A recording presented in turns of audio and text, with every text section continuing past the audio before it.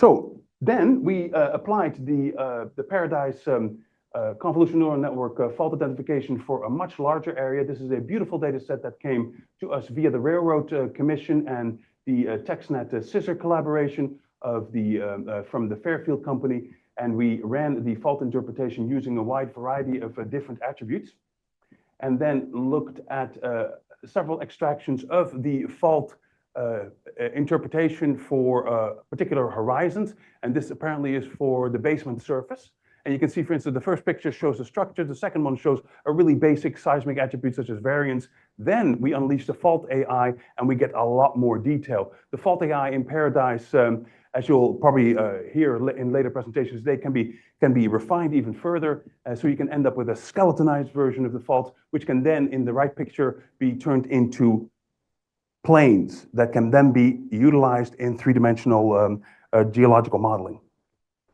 And here's some more examples of what these fault interpretations, these extractions look like from 𝗕𝗿𝗁𝗃 for various zones. I think in the upper left-hand corner, I show the 𝗕𝗀𝗃𝗁 horizon, which is more shallow. The basement, of course, at the bottom with lots and lots of basement-rooted faults.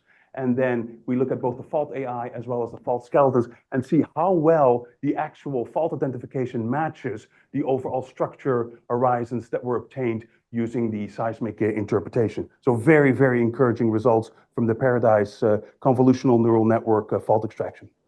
And then, of course, we did much more verification on the actual faults. We went to the same sort of exercise I told you about a little bit earlier. There's a report out from a geologist from the Bureau of Economic Geology, Lily Horn, who has manually interpreted faults on this particular basement surface. Those are in blue. Then I overlay the blue onto the structural horizons and start comparing it against the exact same convolutional neural network extracted faults from 𝗕𝗿𝗁𝗃. And I'll let you be the judge of how well the manual faults corroborate the actual AI extracted faults.